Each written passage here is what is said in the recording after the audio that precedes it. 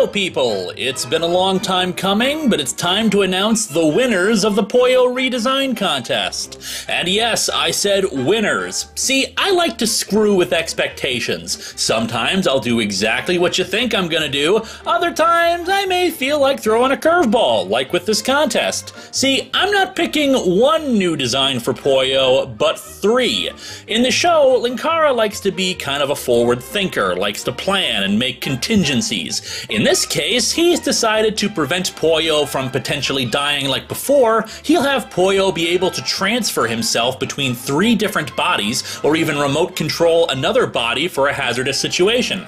In that case, there will be 3 models. The standard model, aka the version that hovers around, the ground model, one that will function in an environment where the hover skirt wouldn't work, and finally, Battle Pollo, a combat version that's heavily armored and full of weapons. As such, some designs that people submitted, while clearly intended to be floating puppets, also qualified for the ground version, since wheels and treads could be concealed under the hover skirt.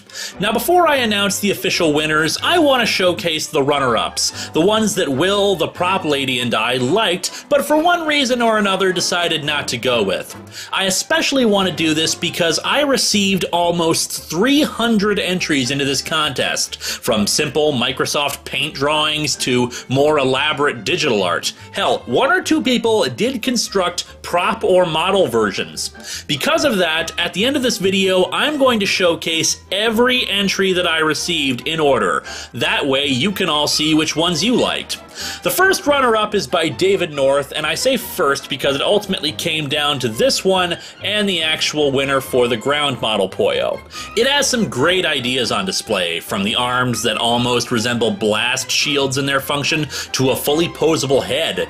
Ultimately, we decided against it because the larger wheels for it would be difficult to integrate well, plus the larger amount of LEDs would make it pretty heavy to move around on any remote-controlled car. However, we really did like it, and serious props need to be given for the design. A similar one by Jessica Sendin was also a great finalist that I personally really liked, and it was designed for ground mobility. Ultimately, I believe we decided not to go with it because the shape would be a little more difficult to put together, especially if we wanted the arms to be movable.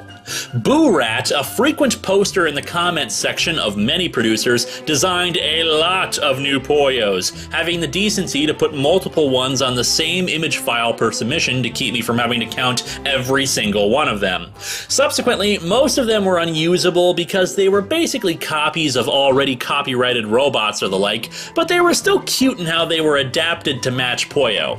However, he did make a serious entry that fell under the Battle Pollo design, with detachable hands for customization, something I really liked. I always love the idea of attachments and various gizmos that can fit into a socket. Speaking of attachments, I loved Layla's version, which is fully customizable. Both hands had different attachments, from chain guns to swords, and the bottom piece could be ground, hovering, or even a boat. Mind you, I would never take a prop out onto the water, but the fact that she thought of it was still pretty sweet.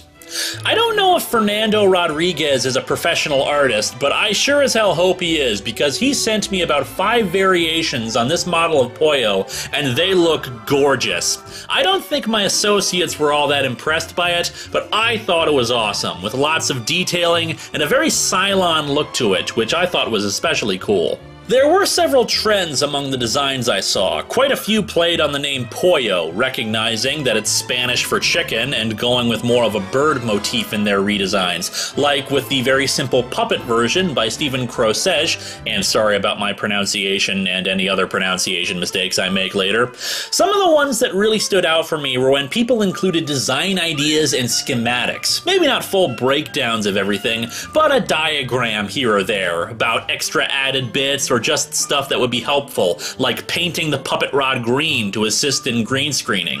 Another trend that I noticed was making Pollo into more of an orb shape, like this one by Alex Woodward. And this one in particular I found extremely adorable. And one like it, but with added arms on top of everything, was by Miko Kusirati. It does make me wonder if some of these designs were heavily influenced by Portal. Not that I'm saying that's a bad thing, hardly, just something I was noticing as they came in. As I said, some people went the extra mile and actually created miniatures of their designs, and they are really damn cool and are still legitimate design ideas. Like Jacob Oganowski Musiatowish's design here, going for kind of a combat Pollo while maintaining the general shape of Pollo. Then there was Ryan Hewitt's model, which added working arms onto it, and I do wonder if he actually used pieces from a Transformer in this design. Some of the parts look like they came from the toy of Jetstorm from Beast Machines. Either way, it looks very cool. Some people with more CGI training sent in ideas, like Henrik Anderson's model here that was also one of the contenders for a Battle Pollo or a main puppet model. I like the armored look, and I especially like how he integrated the front cross of Pollo into kind of a little symbol or comm badge for him. One person, Sean McLean, decided to send in a small video clip instead of a still picture, with this spiffy Pollo with legs.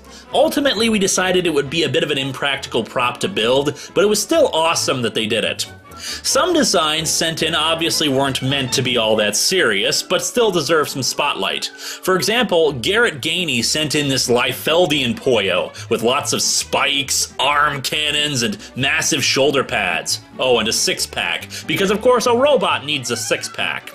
Add in some pouches and a sneer on his face and you have a standard Liefeld character. Other designs tended to fall on the cute side, and yes, they are made of adorable. Sumogi Anita submitted this design, with a cape even, as a Super Pollo. If I ever wanted a cartoon version of my show, it would feature this Pollo. Then there was Sophia Sabag's version, which ultimately got rejected because of the impracticality of the legs. But look at that, it's got cute little booties, and it looks like it's telling us to stop because it's hammer time. I love it! I could go on like this because there were 55 finalists in total, but they had to be narrowed down to 3, and I'm sure you'd like to know by now which ones they were. The one thing in common with all 3 is that you'll notice that they all tended to resemble the original Pollo's silhouette, meaning they look pretty similar to him. That wasn't by choice, it just happened to fall like that.